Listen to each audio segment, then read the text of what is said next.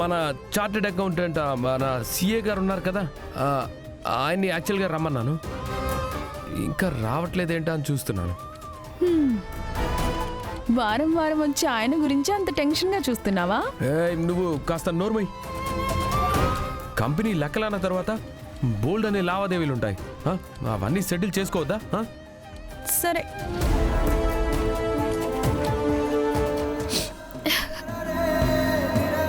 బావా బావా.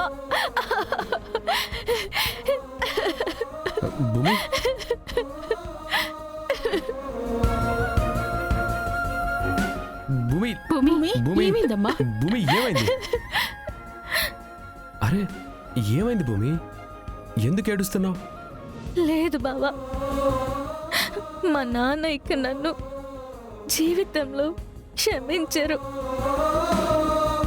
అపూర్వ ఉండగా మమ్మల్ని ఇంకెప్పటికీ కలవనివ్వదు బావా.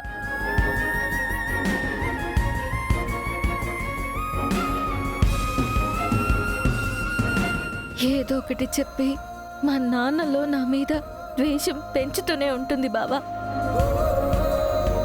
మా నాన్న ఆశీర్వాదం కోసం వెళ్ళిన నన్ను ఆ ఇంట్లో నుంచి నన్ను బయటకు గెంటేశారు బావా.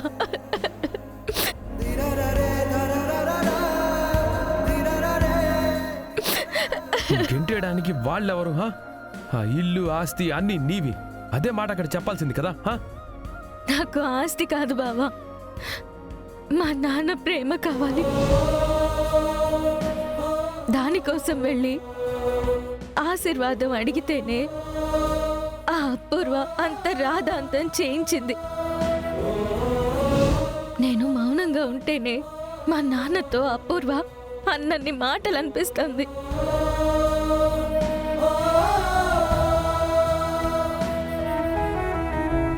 ఇంకా ఆస్తి ప్రస్తావన వస్తే ఇంకెంత గొడవ చేసేదో బావా, నన్ను ఇంకెంత ఏడ్పించేదో. అందుకే కదమ్మా పండగ రోజు పూట ఆ ఇంటికి వెళ్ళొద్దని చెప్పాను. అమ్మా నువ్వేంటి భూమిని అంటావు? ఏ కూతురైనా తన పుట్టినరోజు నాడు తండ్రి ఆశీర్వాదం కోరుకోవడం తీసుకోవడంలో తప్పే ఉంది.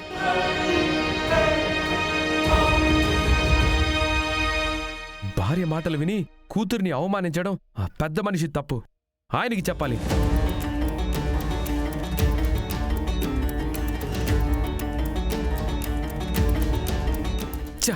కనీసం పుట్టినరోజు కూడా తన కూతురుని అవమానించి బయటికి గెంటేయడం ఎంత పెద్ద తప్పని ఆ పెద్ద మనిషి తన మనస్సాక్షిని అడగాలి.